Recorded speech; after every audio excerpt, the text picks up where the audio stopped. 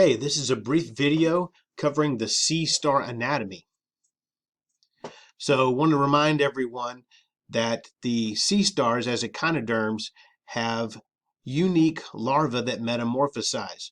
We can see the larvae here that are bilaterally symmetrical, and as they grow, they metamorphosize into adults that have pentaradial symmetry, where their body parts are arranged in parts of 5.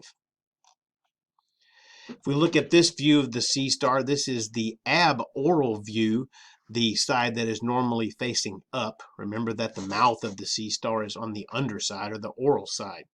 So on the aboral view, we can identify the madreporite, which is this opening to the water vascular system. We can see the 5 arms, and protruding through the arms are all of these spines that are part of the endoskeletal system. If we look at the oral view, we can see the mouth of the sea star located here in the center. We can see each of the arms has underneath a row of these tube feet that are part of the water vascular system. And again, notice that the spines as part of the endoskeletal system that protrude through the skin also sort of continue here on the underside. If we look at the opening, the dissected view of the sea star, this is looking at the aboral side. Remember that the aboral side contains the anus, and so this line here is pointing to the opening to the digestive tract, which is the anus. Each arm has inside of it a very large digestive gland. We can also see that each arm usually will contain the gonads that produce the sperm or the eggs.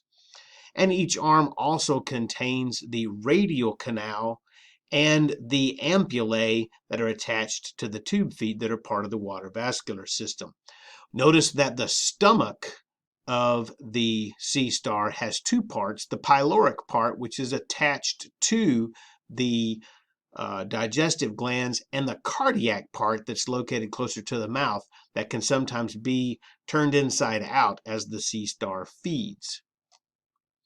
Finally, a look at the water vascular system of the sea star sees water entering through the madreporite, and this is the madreporite that allows the seawater to enter, forms the hydraulic pump that's going to be used.